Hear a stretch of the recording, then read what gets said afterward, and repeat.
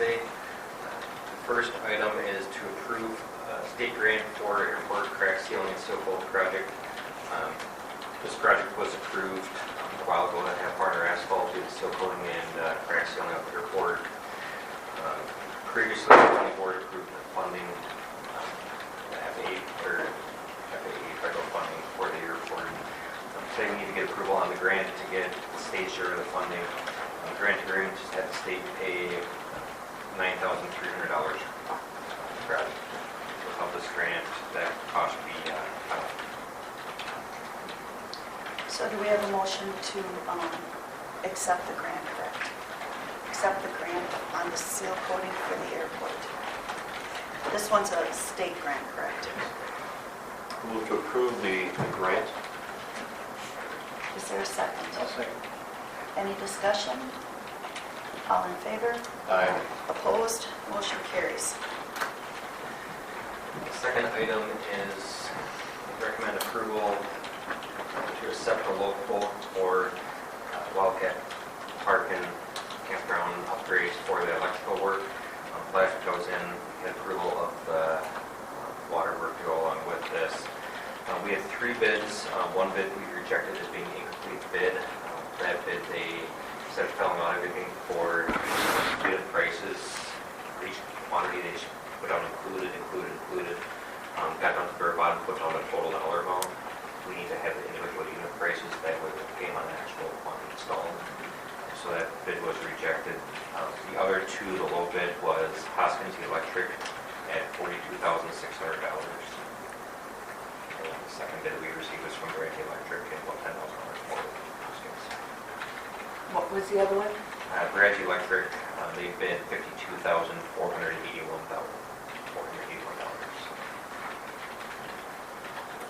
Do we have a motion to accept that bid? I'll make a motion to accept the bid from Hoskins Electric. Second. Any discussion? All in favor? Aye. Opposed? Motion carries. One quick thing here, talking to Steve and Dana during subcommittee. Been talking to, or I'm going to try to get a hold of Kirk Coolers regarding flood damage from the rain we had over the past month.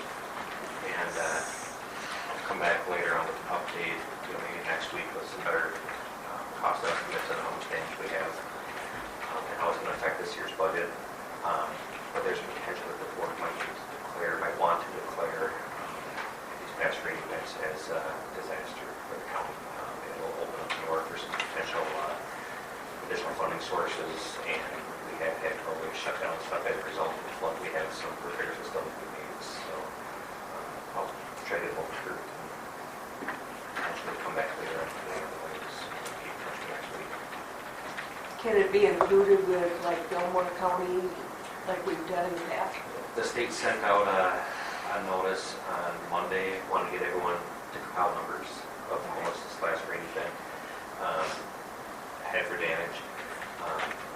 I called the state right away and said, we had damage this last rain event, September 22nd, 23rd, or 20 through 22nd. But we've also had rain damage 2 weeks prior to that and 2 weeks prior to that. So really since the last week of August, we've had 3 different rain events we've had damage. And they told me to submit everything to them.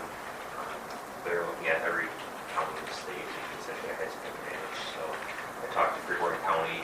They're looking at maybe about 800,000 worth of damage. Sitka County had about $1 million worth of damage.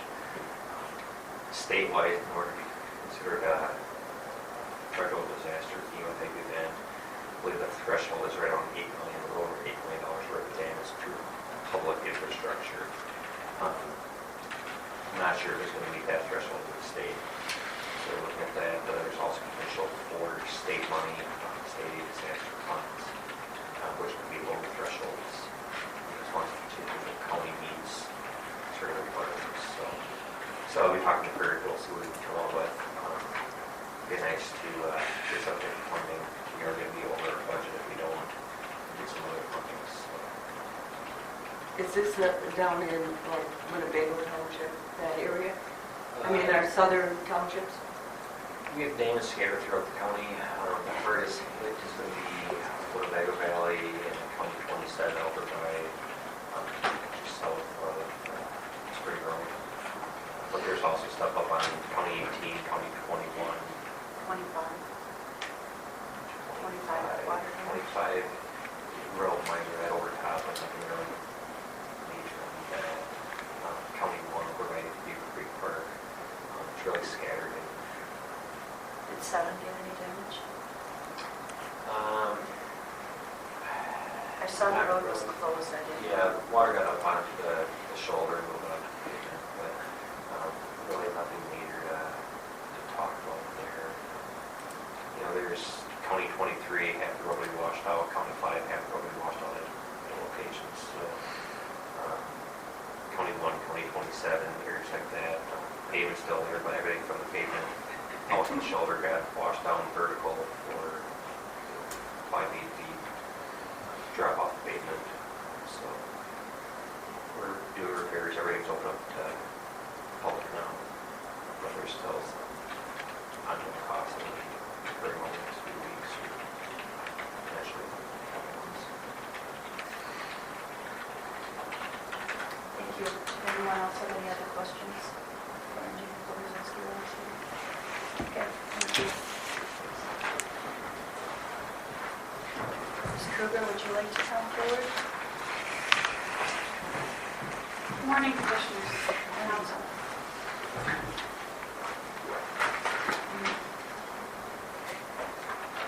We had a busy but very productive day yesterday. I'm very pleased. We have a recommendation to the board for to come before the board this morning for a Human Service Director. The recommendation is for the hire of John Puglisa as a probationary Human Services Director at a step 8, an hourly equivalent of $44.62 per hour and vacation accruals of 4.31 hours per pay period, effective November 14.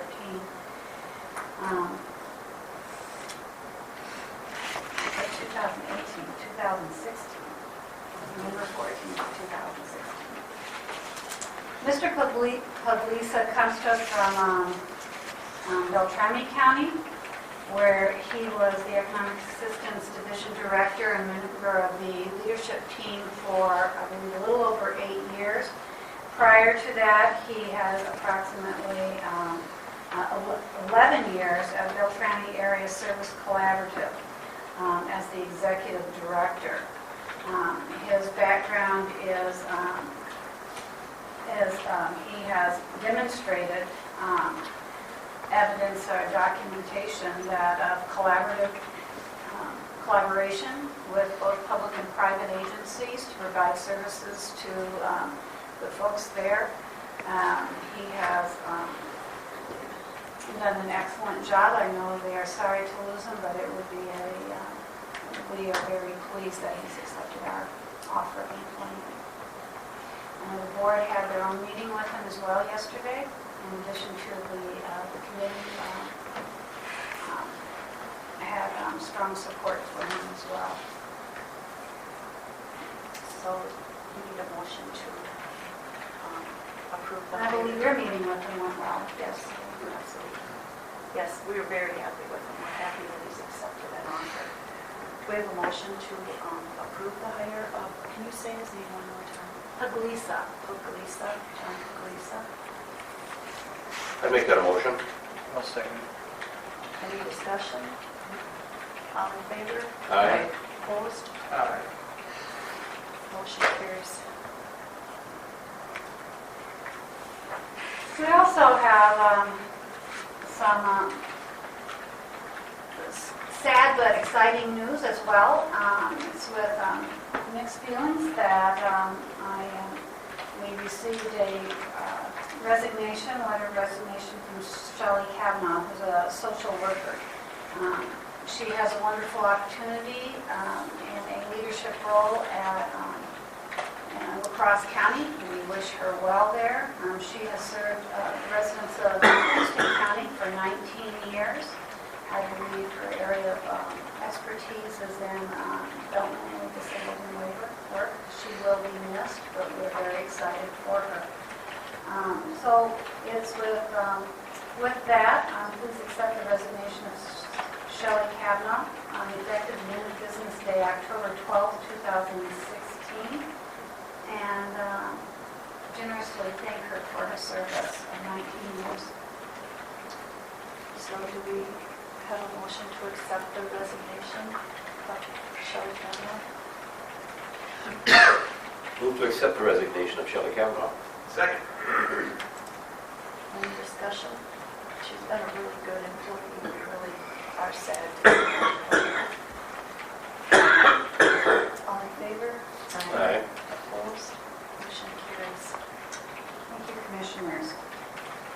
In light of Ms. Kavanaugh's resignation, the interim director and the social work supervisor and I are recommending that we immediately initiate a competitive search to fill that social work position.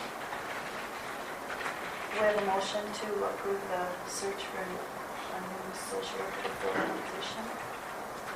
I'll make a motion to approve the search for replacement social worker. Is there a second?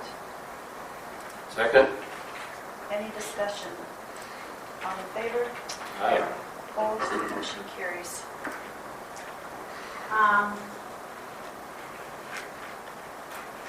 The next thing on the agenda is the surveyor contract. We have, that was forwarded to you for your consideration. It has gone through the county attorney's office as well. This is for an interagency agreement with Olmsted County to supply professional survey services to Houston County as we continue to search for a surveyor. It would be effective upon, as soon as it is approved. The latest it would go through, we're expecting it to be January 31. Hoping we don't need to call on our neighboring county for assistance that long, but they very generously have agreed to do so. This would be at an hourly rate of $68 per hour, along with mileage. And that hourly rate is a reimbursement cost for their cost, and a mileage rate at GSA rate. GS, no other subsistence would be paid. I think it's good that we're able to get help from our neighboring county in this time while we do continue our search for our surveyor. Do we have a motion to approve this contract? I so move. Is there a second? Any further discussion? All in favor? Aye. Opposed? Motion carries. Right, that should be January 31st.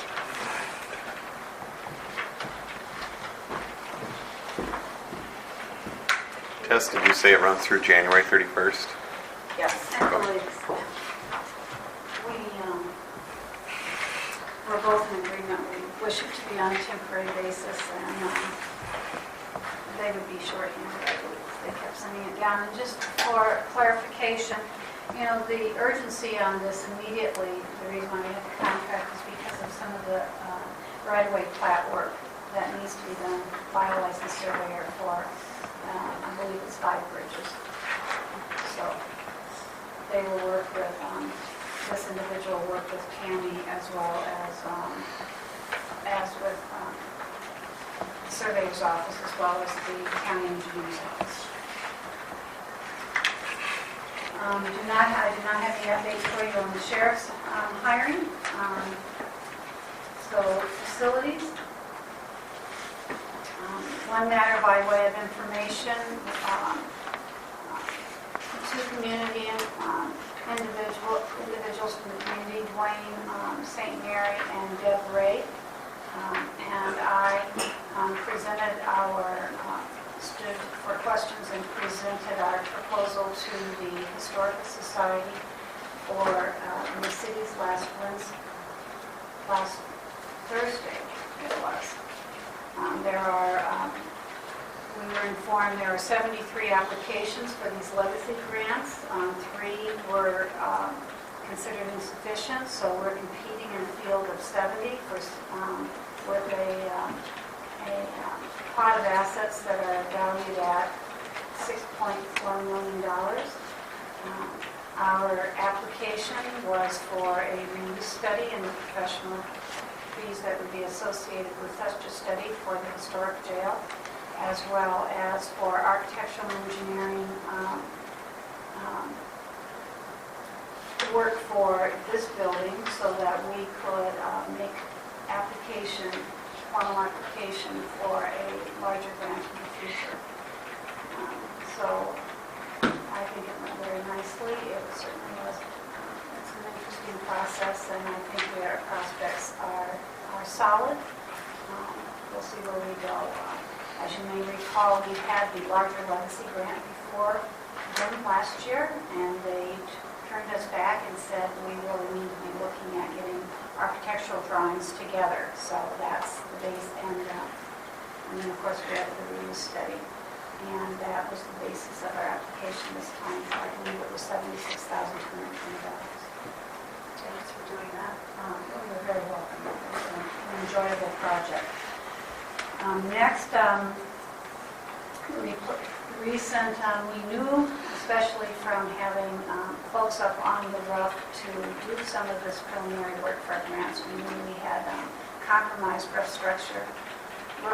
on this building, and that our flat roofs were, especially the one on the older section of the building, was very compromised and was lifting on the edges. We went and got the updated quotes. We sought 3 quotes, had a return from 2 different companies. You have them before you, one from Interstate Roofing, as well as one from Winona Heat and Vent. Winona Heat and Vent, interestingly, is the one company that installed on the flat roof of 92 for the addition.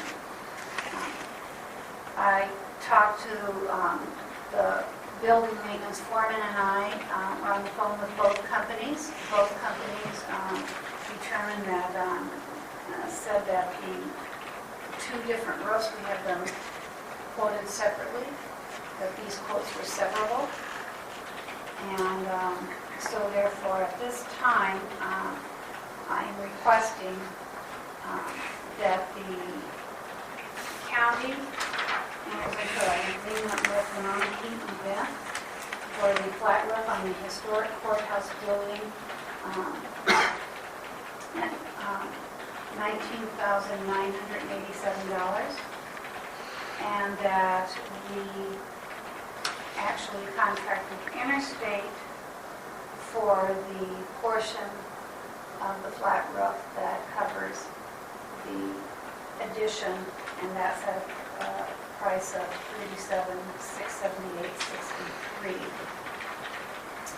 which is the lesser of the package for each one. The addition wouldn't have to be immediately roofed this year. However, the seams are starting to show considerable wear. One of the vendors was up there, said it might last a year or 2.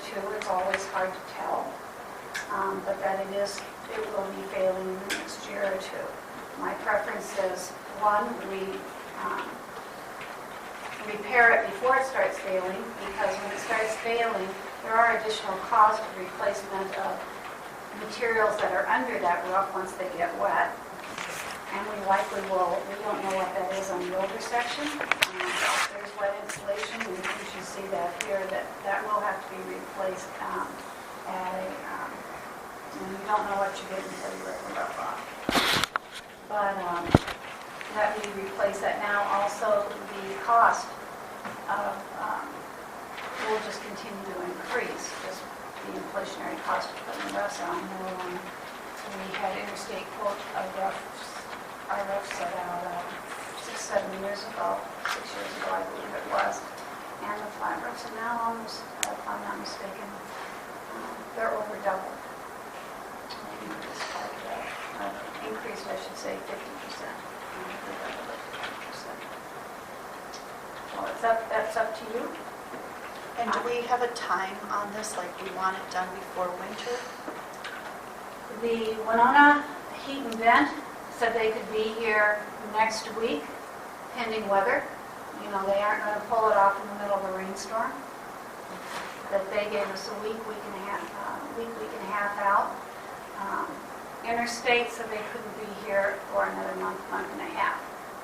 That's not, if we're looking at the addition, that's fine.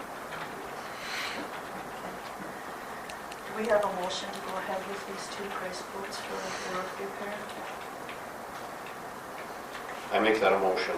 I mean, you can't let the roofs deteriorate. Is there a second? I'll second it. Any discussion? So, money-wise, we're pulling this one from? It's like a general fund thing? It comes capital improvements. And quite honestly, I think these are, like I said, it might depend on what they find in there a bit more, but I think these are nice. These are good quotes, favorable quotes for us. All in favor? Aye. Opposed? Motion carries. Thank you.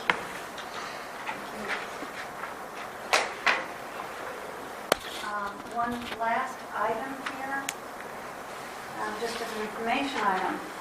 We had the boiler lines tested recently, and there is considerable sludge in them. I mean, not just a little bit, considerable sludge in them. It's my recommendation that we go ahead and have those flushed prior to this winter. The newer boilers that we have are stainless steel. They don't tolerate this sludge as well as the old cast iron do. Importantly, this sludge at worst can plug the lines, which is not something we want. And at best, have a negative impact on the heat exchange.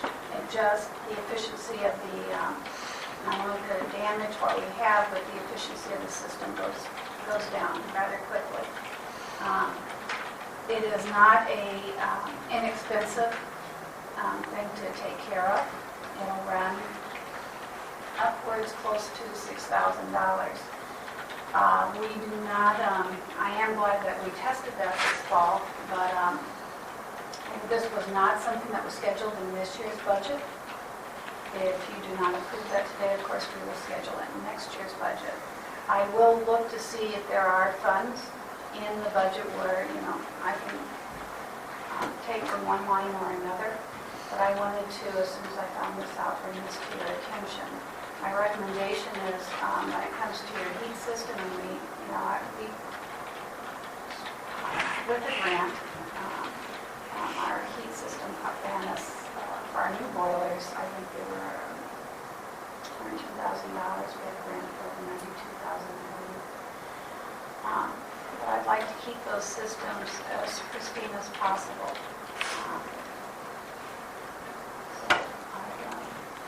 Do we not have yearly maintenance that we do with those? The form we do have, I can't tell you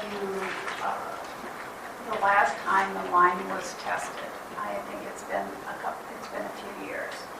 But Mr. Olson went and tested this fall because we do have a schedule.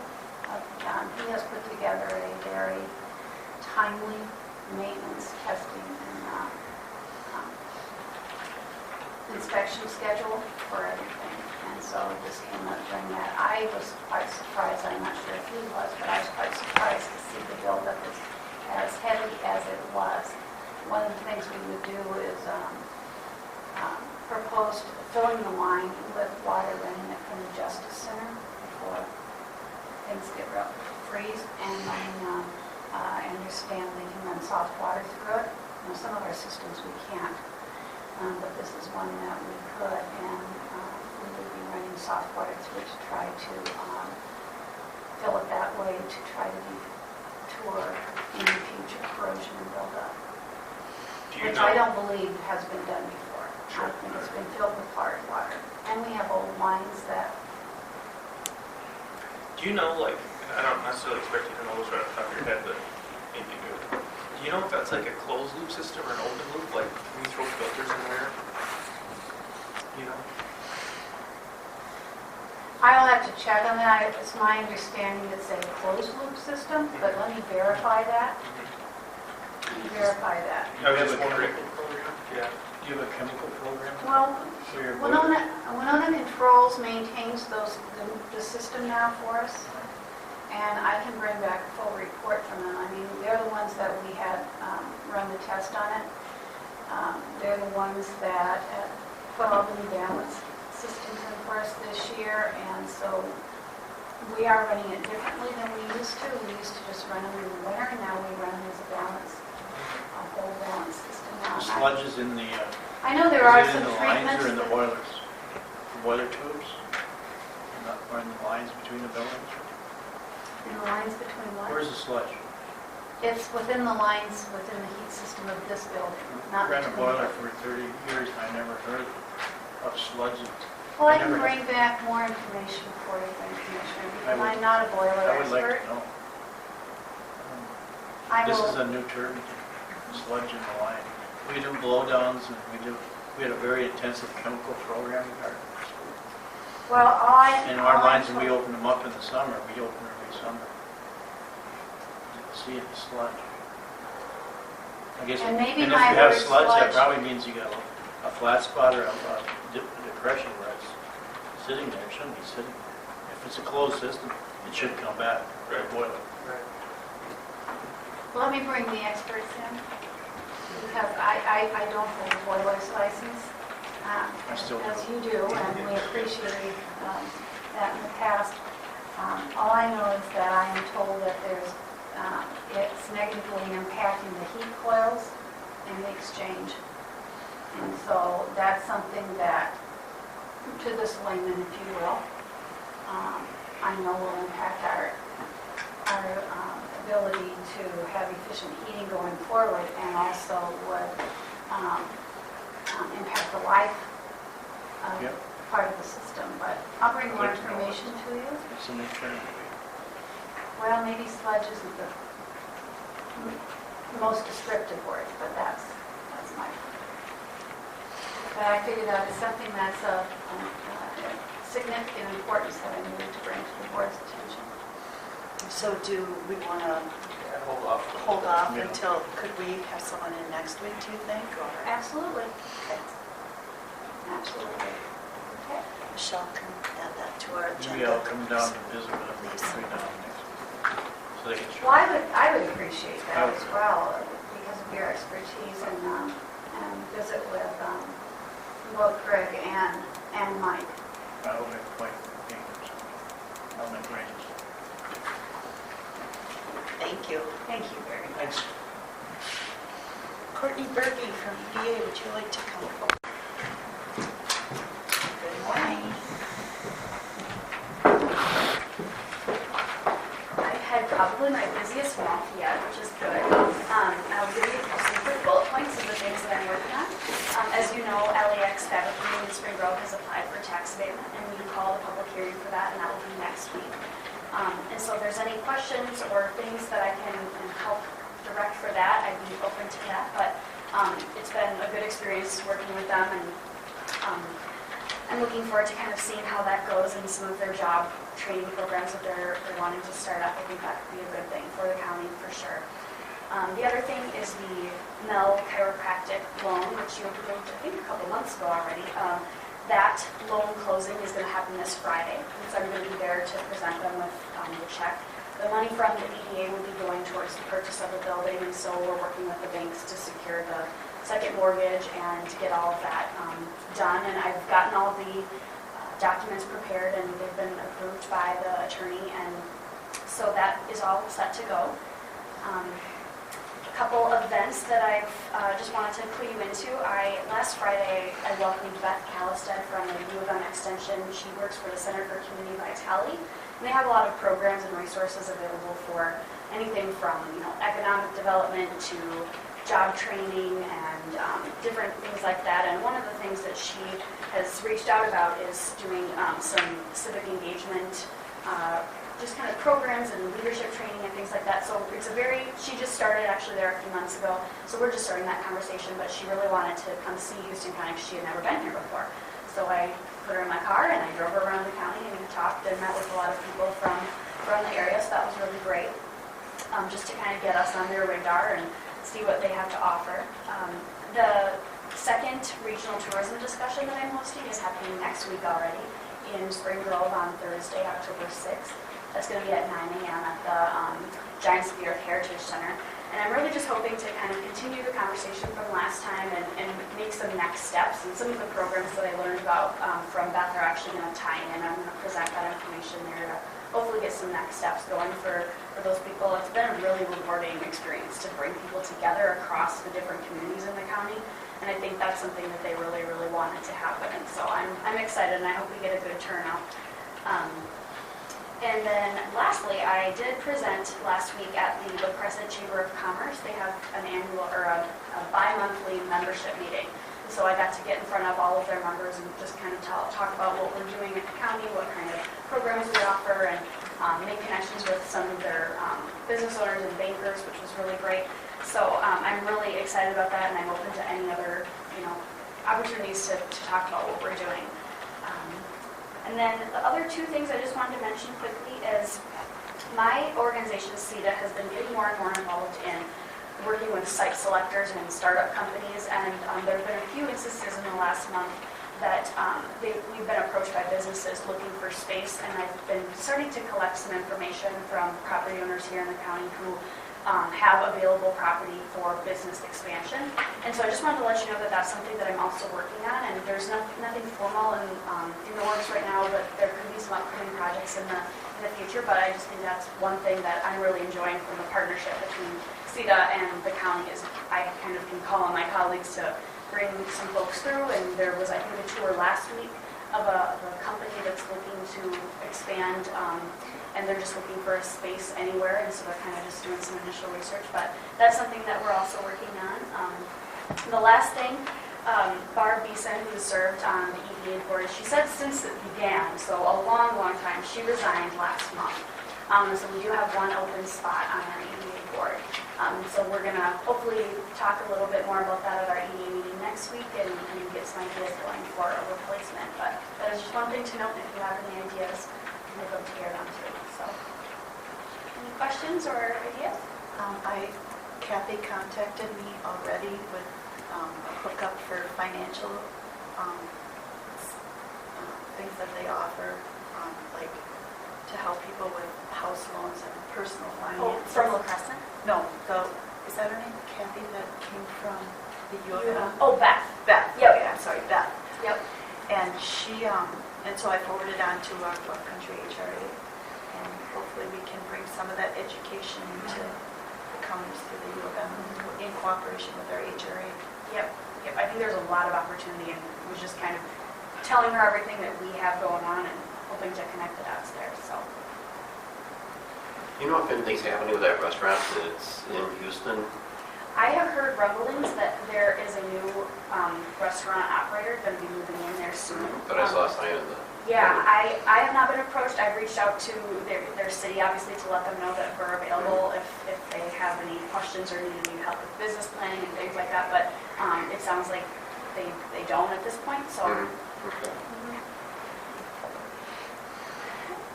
Awesome. Thanks for doing such a great job.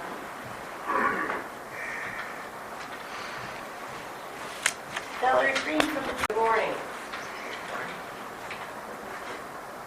So you guys all got a copy of the letter, so it's probably just easy for me to back up. Terry Atherton's daughter, Terry Manager Affairs, she would like to sell her parcel to the state. 3 years ago, we bought the little sliver you can see that makes that line crooked to get legal access to the state land. She would like to sell her whole parcel to the state, which that would just be information for you that we're buying a parcel. But It does have more than 10 acres of class 1, 2, 3 tillable land. So in order for the Division of Forestry to keep that, we need board approval. There's a couple reasons why we want to keep it. One is we're going to continue to lease it to a local farmer. The county will get, actually, because of the way the formulas work, and you don't ask me exactly how it is, the county would get not only the payment in lieu of taxes for that cropland, but then the leasee also pays property taxes on that cropland. So I don't really know how that works, except that it seems like on cropland, counties come out pretty good. I don't know how that affects the townships. My guess would be if you got twice what the property taxes are, the townships are going to be okay. We've talked about before that there's that problem that in the formula that the townships don't come out as good. So I kind of broke it out for you. It's, well, that bottom square field, only part of that is class 1, 2, 3, and really it's just the top strip of that longer field that is class 1, 2, or 3. So it's not the whole thing. That top thing is in CRP right now. Some of it's in trees and some of it's in grasses. Under state ownership, it stays in that program, but the state doesn't get any payments for CRP. So partly we're just informing you that we're going to buy the parcel. We're asking for permission to keep the tillable land. If you don't want to do that, we will keep a sliver of it to keep access back there, and then that land would be sold on public auction. The last public auction I know of that we sold land down in Houston County was probably 20 years ago. And they hold, a public auction up like in the cities or something. So that field, The square one or the CRP one? well, I guess I'm trying to look at it here. So you've got, it's basically along the rectangular, and you got that little square at Yep. the bottom, okay? Yep, Now, that, from the picture, it looks like that field continues up further than that square, right? And you're saying that that top part is a CRP? yep. So then, and in the bottom, right now, that bottom section is row cropped already? Yes. Okay, It's leased out right now. okay. And I did actually try to do you guys a soil map and line that out, but boy, it's not easy. So you could kind of almost imagine it's like most things. It's that top ridge all the way out that is the class 1, 2, 3. So even the square down below, the sides fall off and they're not 1, 2, 3, So which this is less than 12%. Topographically, it's, Yes. okay. Yep. Yep. And I don't know how many of you know Terry Atherton, but his brother-in-law was the DNR forester. He's retired now, so Terry likes us. He plans to keep the section in blue and yellow that's his. It's just his daughter wants to sell her part.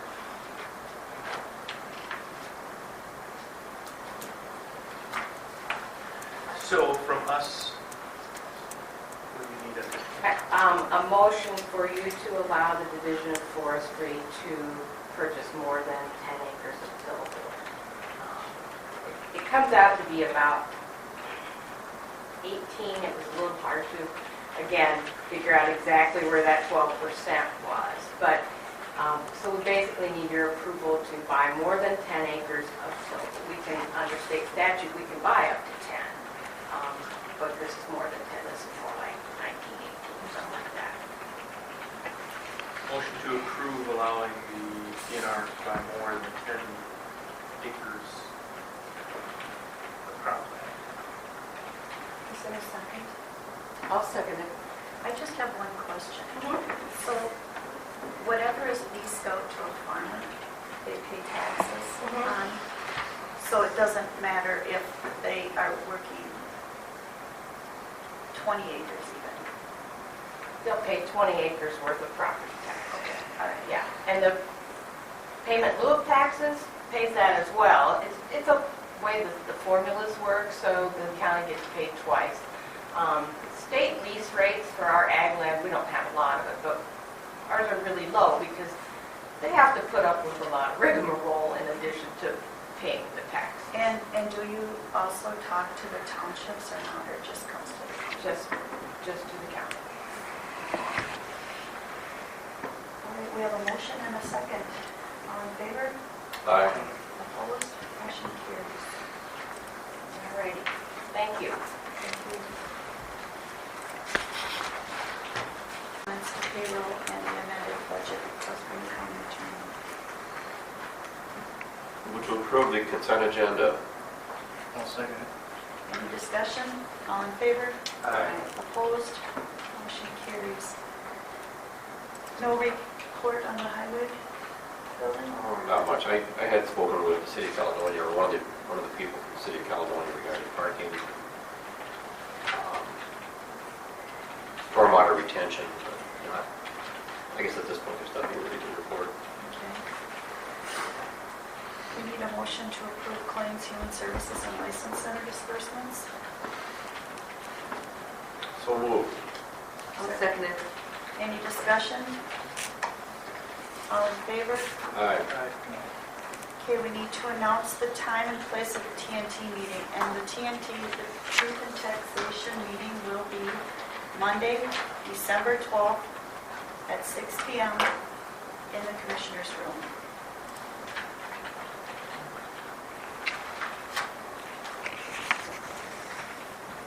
You'll be setting it up as well. Right, but we needed We to gotta make a change it. public announcement of it.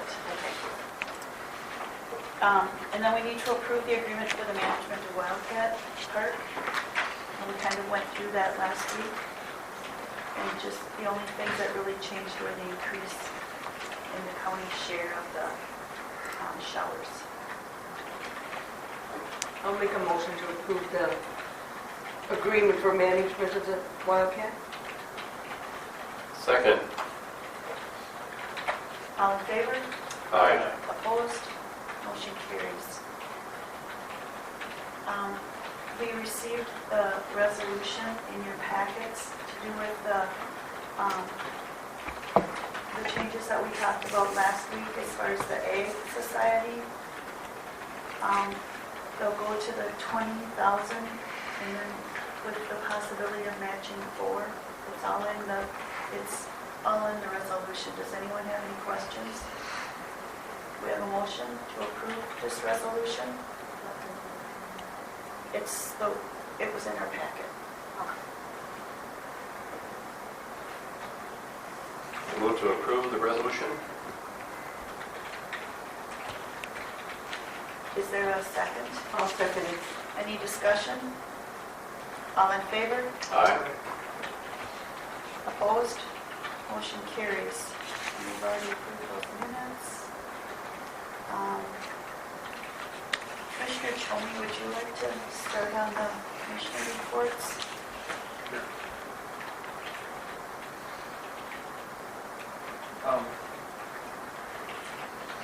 Yesterday, I had one plan in Preston. We got all the comments back from the open house and all the state agencies that are involved in the one watershed plan. And they had comments and we made changes and pretty much finalized the one watershed one plan that now goes to Bowser, who has 30 days to look at it. And then we will sign that hopefully before the end of the year. We have one more meeting, December 19th, I believe, and I guess I would like to see one of the commissioners who are not up for election come with me to that last meeting for a transition into next year, because I will not be here. So I think it would be good to have someone get familiar with what's going on. Because once we sign it, then we will not get funding till next year if nothing happens till Bowser funds this new one watershed one time. So I think it'd be a very good thing for someone to transition into it, either Justin or... I'll go, because I was on that committee Okay. prior, so I'm It'll kind of be familiar. So I can December- sit in. I'll let you know when it's December 19th Yep. at Preston, that goes from 9 to noon. Okay. Have a good night. And then I took part in interviews yesterday, and well, and we also had a feedlot site visit in Houston yesterday. Is that part of the feedlot advisory committee that we talked about last week? And that'll be brought Thursday night to the Board of Adjustments. It was a busy day yesterday. Not everybody had a busy day. That's all I have. I just had the interview yesterday afternoon for our human service applicants. Same here. Yeah, I just had the interviews. I had a CJC meeting. We just talk about what all is going on at the CJC and what kinds of improvements we can make. And it just really opens the communication up between everybody in the building, which is really a good thing. After that, I had a Bluff Country HRA meeting. That's when we talked about what we need to be doing for educating the public that need to get loans, because a lot of people don't understand their finances, and so they're not able to move forward. They don't understand how to save money, and we talked about educating younger people to, as a service to the two counties. And that fell right into the tour that I did with Courtney on Friday with Beth from Minnesota, the University of Minnesota Extension, which was really informative. I did the Houston part of it and the La Crescent part of the tour. Really learned a lot about the services that we can get, and have taken that to other levels now too. And there's a lot of people in the county interested in bringing leadership training into our county. So I think it's something that we need to pursue. And if we can get it done through the university, it's going to be more affordable to the people who want to go to it. So we're going to be following up on that.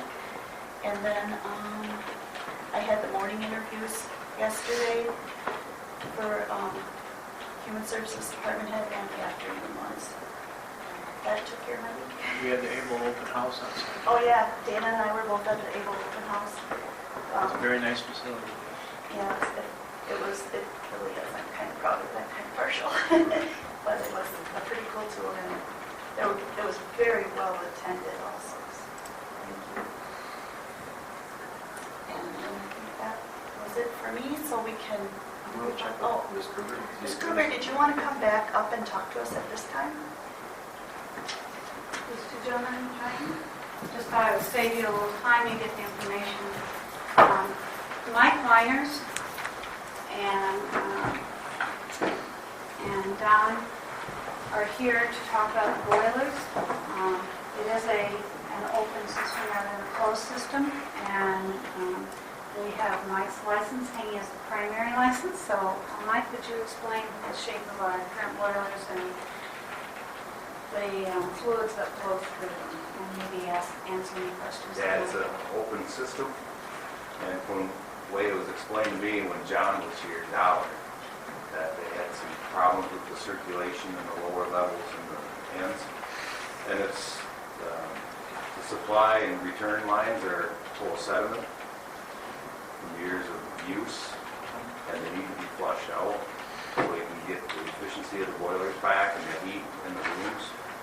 So it's pretty much dead end. You're not getting any flow going through it.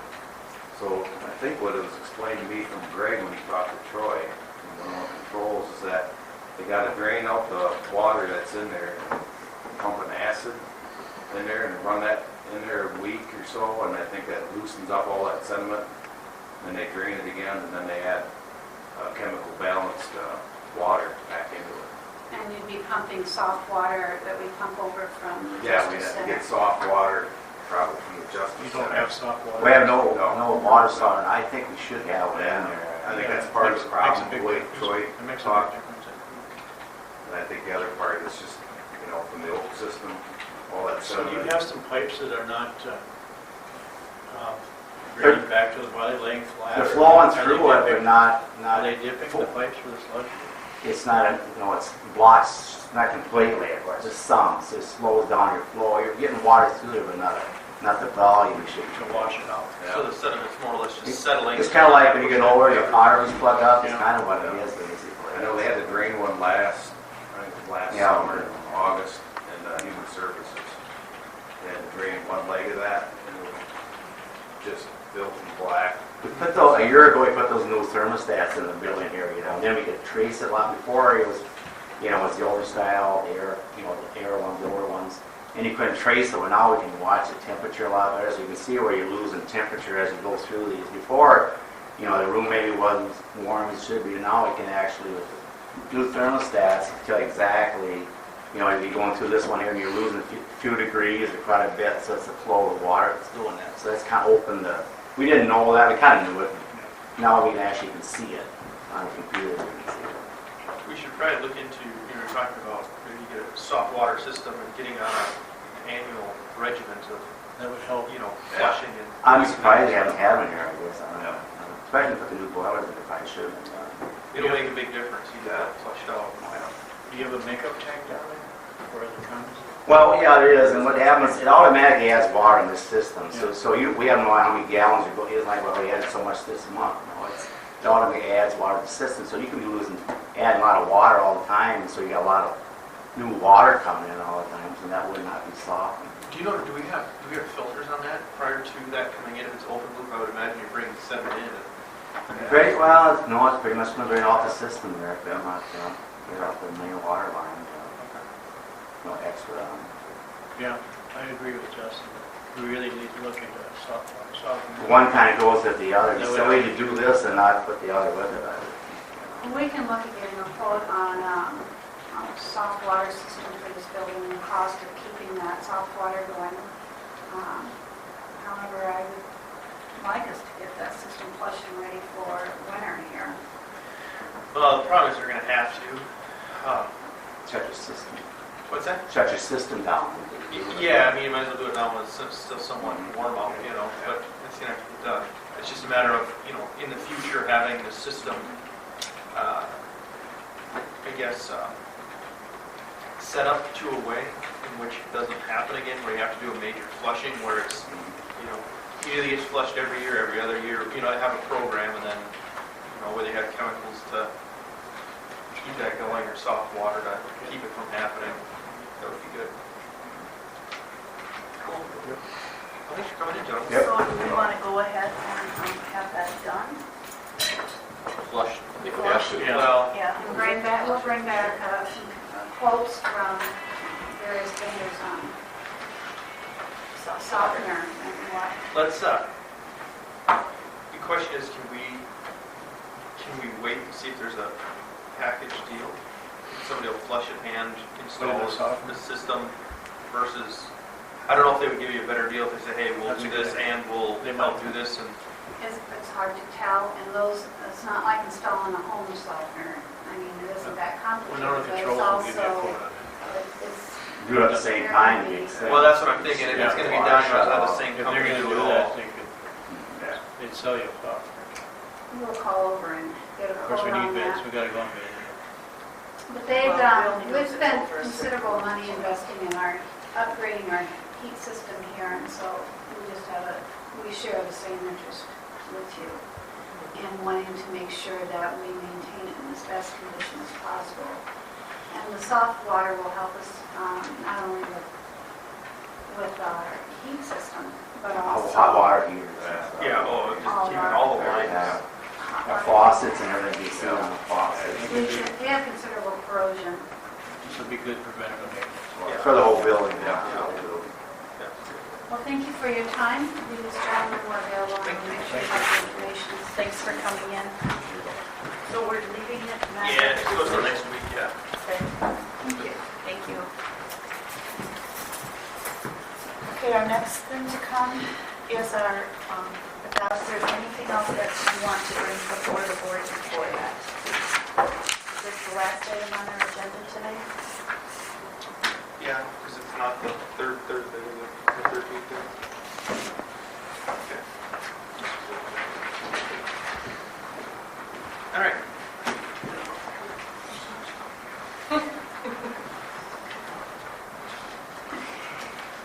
Hello. Hi, Carol. So, I sent out the information regarding the 2017 levy request. and showing the effect of different levy increases. We did have some reductions since last week. The county attorney proposed $4,200 in reduction. We did an analysis of the utilities for all the buildings and actually came to a $33,984 reduction. The solid waste recycling truck got the new numbers, and that was a $16,000 decrease. We had to increase the definite increase, the $2,000 in the fair appropriation, because we're forgiving that $2,000 reduction. And Human Services reviewed their equipment requirements and needed to add $2,400 to their budget. So the net effect was $49,784 reduction in the budget request from up on the top.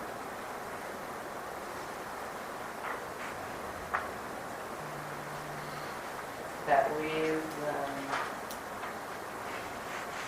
2017 request, the difference between that and the 2016 levy, $554,863 budget deficit. And the board will need to decide at what level we're going to set the levy, and we will need to work on bringing it down. Carol, how do you, okay, just for easy following along. Your left side is budget levy. Your right side is budget levy with adjustments. You're talking adjustments as in If things, you also approve the two items that are listed there, yeah, there's a request for a change Okay. in human service staff Okay. and the additional one. So, so when you say adjustments, it's if you add those to right. what you're saying the adjustment. Okay, I got you now. So what we're saying is, as of right now, it's 554, 863. But if you approve the other stuff, it would be 619, 163. Oh, I got you. I asked the same question at budget meeting this morning. Just to clarify, right? So then what is, in that very, very bottom right, that box, levy increase 4%, 502, where is that number? Okay, so just so you know off the top of your head, a 1% levy increase over last year would bring in an additional $125,642. Sure. If you increased it 2%, it would bring in that much. Just, so I see if you're what kind you're of figuring, Just to the nearest percentage is what we're going by there, right? Yeah. And we did talk that we could reduce it after we said our preliminary by working with the highway department, and we haven't heard back yet from the sheriff department on his staffing needs yet either. yeah, he indicated that the Department of Corrections was going to be contacting him this week sometime to know for sure on that end of it. But that doesn't help us today when we set the preliminary. Doesn't help us today. No, but if we set a preliminary, we know that there's areas where we could reduce it for our final levy amount by December.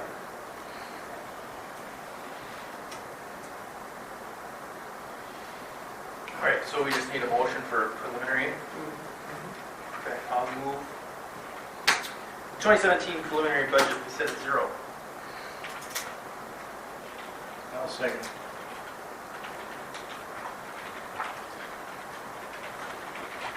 Propose Any that we, discussion? are we proposing that we go to fund balance then?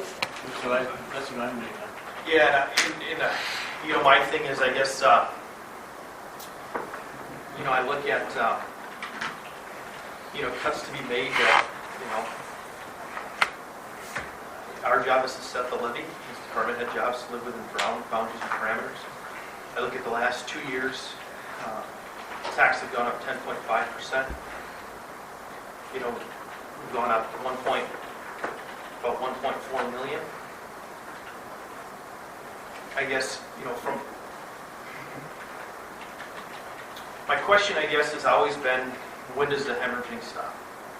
As a landowner, my taxes have gone through the roof. They've doubled in the last few years.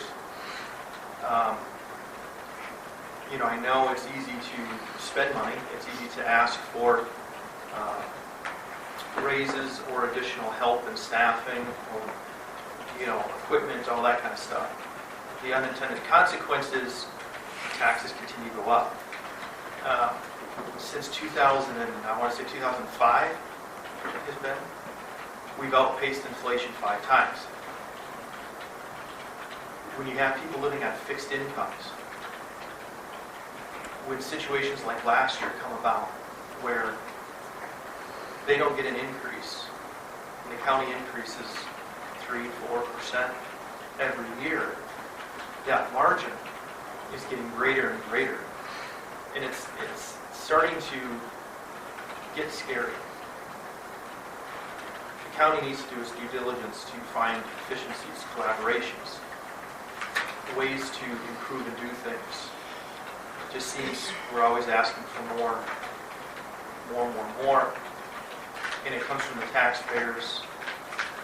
And I've had a lot of phone calls from people that are getting concerned that either themselves or their parents or close friends are getting pushed out of their homes when taxes keep going up at the rates that they're going. Like I said, it's our job to set the levy. It's the department head's job to live within those parameters. And I would like to see, for once, this number be put at 0. I would like to see it set at 4% and work our way down from there before the final. I think we're hurting ourselves when we already have all of our contracts with the unions, et cetera, have gone up 3%, and we can't change that. That's a 3-year contract. I mean, if we set it at 4, we can come down, and that is our intention, to come down. This is just preliminary, and I think that we have been holding our department heads accountable. And as we went through budget reviews with all of them, I mean, they were looking for every cut that they could make.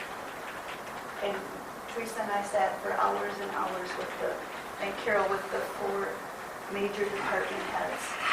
And it was painful, and we tried to go through every single thing we could to cut, and the department heads want to work with you. I think I agree, but that is, I second Justin. I don't always want to spend the fund balances, but this year we have to. I'm pretty sure we have to do it. I agree with Justin. All the people on fixed incomes have called me. The farmers are having a bad year. They've had bad years for a long time. They can't afford to keep raising it all the time. We had the state that had a surplus and would not give it to the counties. And they kind of hoard their money. And then it falls on the backs of us county commissioners to try and balance budgets. But we're not, are we gonna, it's not our duty to pass it down to the taxpayers. I think that this increase, we have enough money in our investments it's just a small amount of what we I have. guess I would like to. For 1 year, we could do it. But I would like to see more, I would really like to, first, before I would ever go with that, I'd like to see where the effect is going to be. I think to just blindly go with that and not know, I mean, we have unknowns out there. To me, that's not being very responsible to not consider the unknowns. We're just then pushing things down the road for other people to deal with. I mean, I think that we need to give it an even harder look, and if it means bringing our department heads through budget things again, we do it again. But we as commissioners, it's our job to understand where the money is going. Well, it's our job to set the levy. We don't and should not know the department head job better than they do. They are in charge of managing their monies, and that's what they get paid the big dollars for. So that's where I see that there's been a lot of micromanaging going on with the board, where we sit down with the department heads, hold their hand, and try and suggest where they should cut, which is a very poor business model. Department heads are paid very healthy, some in the 6 figures. And part of that is to be able to manage their budget and work it in the parameters. What's been happening in the past is, and it's a game, and I've even heard employees even classify it as a game, where you'll come in with a high dollar, knowing that the county's going to want to whittle it down, and you're going to say, oh, I just can't cut anymore. Just can't do it. And then the board gives in and, okay, well, they said they can't do it, and the levy gets increased 4%. It's a little bit different when the county says, we got to cut 4%, find it. And it's followed. And it's always followed. When you look at business models from any successful company, any school, even any small business, that's how business works. You have a set number you have to be underneath, and you'll find a way to get there. We talk about responsibility. A lot of that comes with past promotions. The responsibility to look far enough down the road to foresee something where huge hikes don't happen. Whether that be smart purchases, efficiencies, all kinds of stuff. I don't see that as something that has been happening, at least since I've been on the board. There's been a lot of things that have been purchased just because somebody's asked for it. We've had other instances where it's been proven that there's better, more efficient ways, but because this is what a certain department head wants, it gets pushed through. That's the concern. I did feel that way when we met with the four big departments. They were very concerned about staying within the lowest that they could possibly could buy. Most of the, in fact, highway went down in their budget request. Now we hear that they might have to go up with plugs, but they're willing to try and work around and move it from one end to the other, not purchase when not needed. And I didn't feel that way that our department heads are not trying. Well, at I all. think that when you're talking about micromanaging, and there's a level ground to that. You pay your department heads to do their job. They look at what needs to be done, what it's going to cost to do what they need to do. They have to consider that we as a board approve the raises for their employees. We have to look at that and take responsibility for that. To turn it back and say that we're going to now cut your budget because of our increase in salaries is micromanaging. No, it's not. It's managing. When you mentioned the approval of the raise, that's what I was getting at, was the unintended consequences of previous board action. That's the hard part. If the county actually ran like a business, and you'd say, we only have X amount of dollars. If your employees come and say, we want a raise, great. We have to still live within these parameters. We'll give you a raise. The unintended consequence is you're going to have to give up something over here. That's the part that I haven't seen happen. You give the raise, okay, great. A really rash way of looking at it from a business aspect is everybody wants a raise, then who do you need to let go in order to offset that cost? Or what equipment do we need to forego purchasing to offset that request? Those are the types of things that need to be looked at. It's kind of been, well, they want a raise, okay, we'll give it to them, and then at the end of the year, But then we have to figure out where it goes. their people. No, what I'm saying is you have to live within the parameters. Right now, what it feels like, and for the time that I've been on the board, it feels like a teenager with their dad's credit card.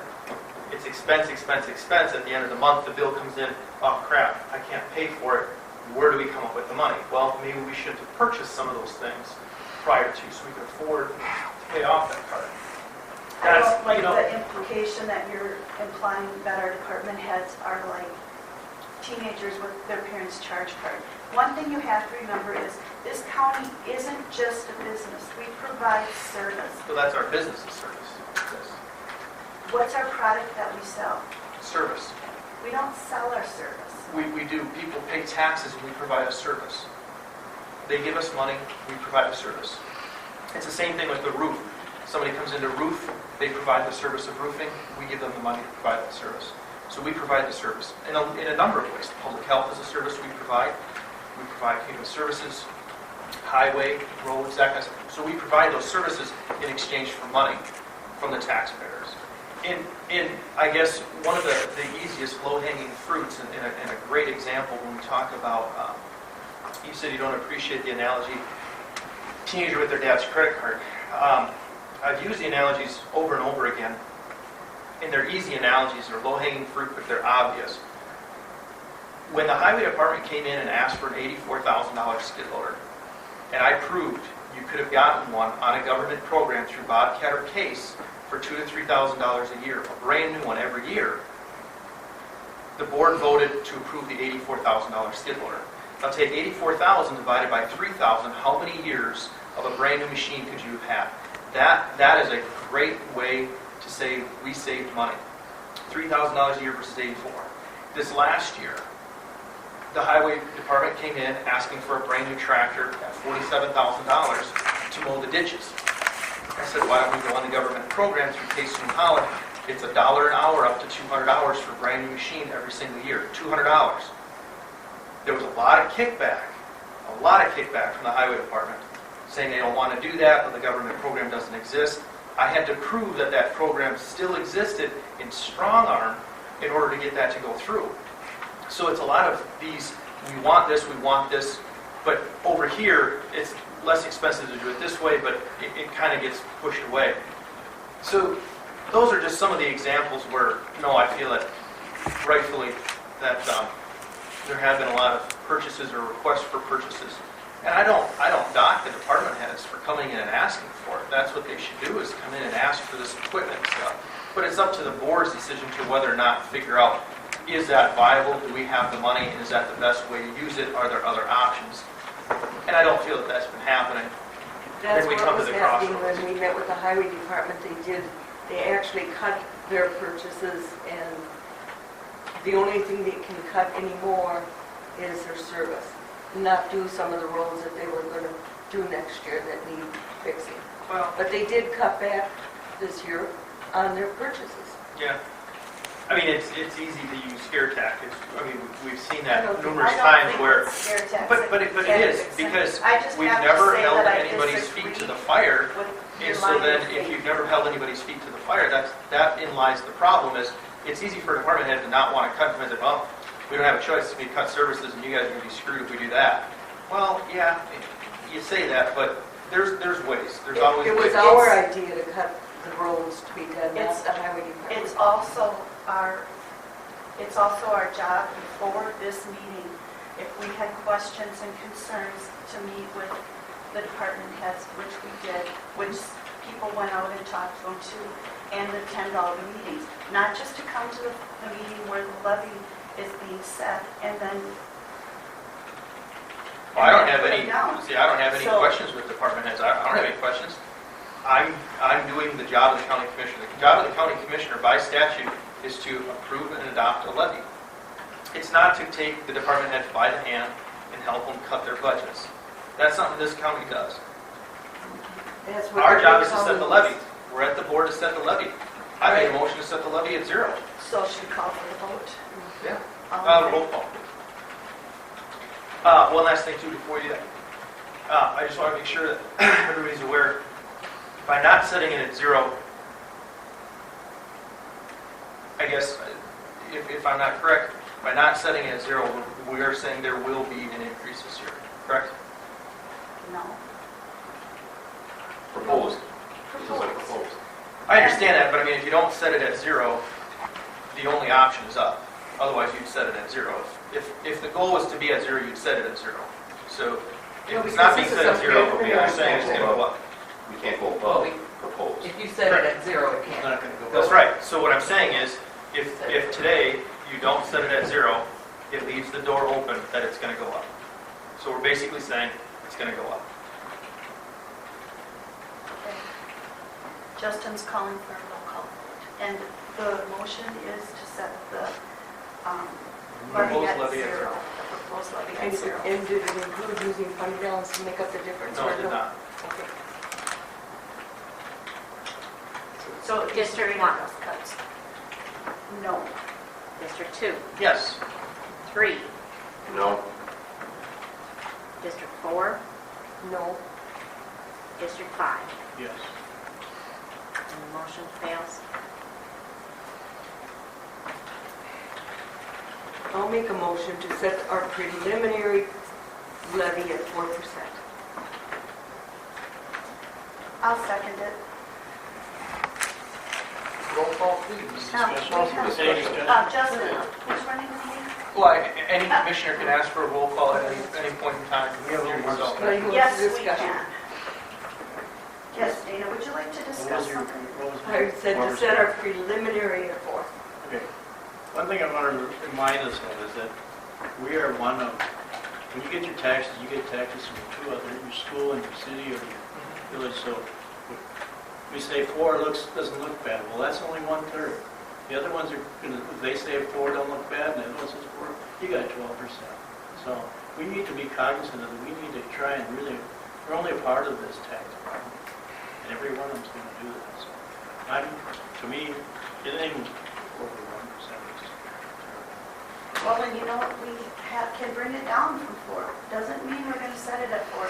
We just have some costs out there that need to be hammered out before the end of December when we set the actual levy. This is not saying the levy is gonna be set at 4%. That's the highest that we're gonna go. And I it's not, think, yeah, it's not to say that we can't set zero. Just, you know, right, we we can go can flush down it all out we somewhere or want, another. but we can't make a decision. We could make our final to say 0% We could. in December. But We when- hammered things out to that point. I am not saying that that's what we're promising at this meeting. I'm saying that if we set the preliminary levy at 4%, it means we can go down. I don't like the 4 number, I wish it was something less than 4. You know.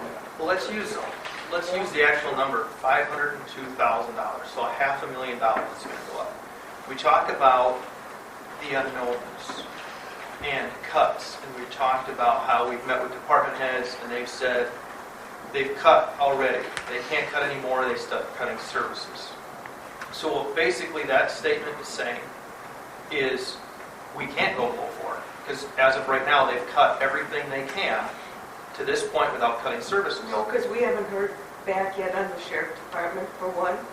I And don't know where we stand with highway and And the flood. water damage. Right, and so we have unknowns, but a lot of these unknowns are unknowns that could possibly be increases, which we can't go above 4. So if we're not at 0, it has to be between 0 and 4%. But if all the other department heads say we can't cut anymore, we're not getting anything from those. So we only have a few out there that are unknowns, and one of them is potential to go up and go up significantly. So the chances of this going anything below 4, in my opinion, is very slim. I could maybe see a 3, but I don't see it being anything less than Well, 3. and- should I change my motion to No. make it 3? No, I want to continue discussion. The motion is on the board, on the table, and seconded. There are some things that, when you say we have to set it at 0, because if these other things come in, well, if those other things come in and they are higher, we have a couple of things out there that could definitely affect our budget. If we put it at 0 or 1%, that's all we can raise. We can't take, his motion said we cannot take it from the, our Well, fund reserves. balance. That was not the motion. The motion was 0%. It's not saying you can't take it from fund balance. That's to be What- determined what where it did comes you from. say? My motion, Michelle, if you read it back, I could state it for you. Set the preliminary 2017 budget at 0%. That's what it was. And I thought it had something to do with, and because No, Teresa I asked. asked, Teresa asked if it was including taking out of fund balance, and I said, no, it does not include taking it out of fund balance. It is 0%. It might be fund balance, it might be from cuts. It didn't specify. The motion had no specification. I'm willing to modify my motion and put it at 3%. I'm more comfortable with that, trying to get down, make it a little easier on our fund balance.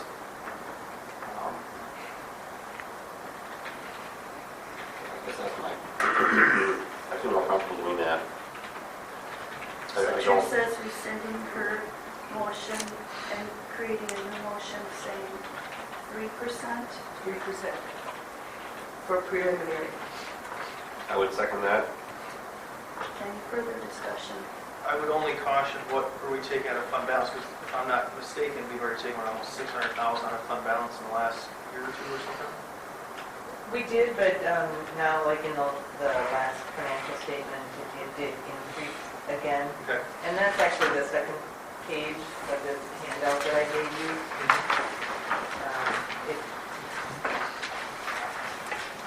It does show our audited 2015 balance, fund balance. And I just did general revenue because we didn't have time to go through the road and bridge and human services. But if you look at the end of the year, our unassigned fund balance for the general fund is, general revenue is $5 million. If we take 50% of our current year levy, that's $3.78 million that we should have for operating expenses. Then the board has designated these other items. We can't do that by statute, but we keep a running total as to what the board has indicated they want the fund balance to be used for. In 2016, we have a budgeted use of fund balance of $213,000 from general revenue, which leaves really the totally unassigned fund balance for the general revenue fund at $345,000. So $345,000 that can be spent without Affecting impacting any other anything. stuff, correct? And we still have, what, the roof? Well, that would be included in the capital In the capital, improvement okay. reserve. Sure. That's what, there was the $300,000 from Justice Center project Yeah. that was designated to be used for that. Gotcha. Insurance refund for the 3 years. And we did use a portion of that money for the EOC tech upgrades. So that does leave $755,000 there.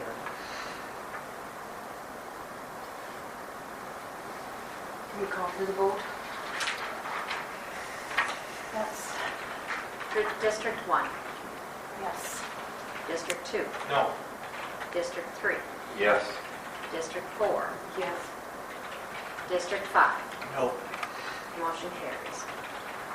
In the interim, we can adopt our preliminary budget.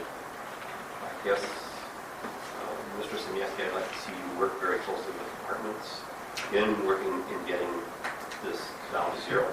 And I won't do it, and I've said it numerous times, it's not my job, and I'm micromanaging if I do. That's taking away the job, and one of the criteria in the job descriptions for the department heads is managing their budget. We set the levy at X amount of dollars, you gotta come in after it, that's how it's done. That's what I've been saying for years is the problem with the county, is why are we trying to take them by the hand? I should not know their department any better than they do. I don't know where you should cut. I'm not gonna sit there and babysit you while you do try to find a cut. This is where you need to be. End of story. That's it. And that's what the job of the county commissioner is to do, is to set the levy. The department heads live within those parameters. Is there anything else to come before the board? I did have one question. We had our management exit with the state auditor's office Oh, yesterday. yes. And they did wonder, they haven't for a few years because they haven't felt it was necessary, nor do they actually this year, but they would be available if the board wanted them to come to present. It would be an additional cost. And they would like to know if you... I was going to follow up with you after this meeting on what else happened after I had to leave for interviews, so. Yeah. And I think that you have a really good handle on what's going on, and I feel that you can answer questions, and you do a really good job of it, so. So I'm thinking during the finance review in September, by then you'll have the printed copy of the 2015 financial statements, and I have the draft to take for that, but you could go through it then. If there are additional That would questions. be very good. Okay. And really, and then I suppose the end result is the same as last year. Yes. A modified opinion, Yeah. that we received. Schedule of findings, there are some things that we need to probably just watch a little closer. The board, that you reconcile things and you do it in a timely manner. And because we were reconciling things, we didn't necessarily keep documentation that said when we did it, so they couldn't say whether we had done it timely. So there are things that we just have to record for to make sure that we comply with that. Thank you. Anything else to come before the board? All in favor? Aye.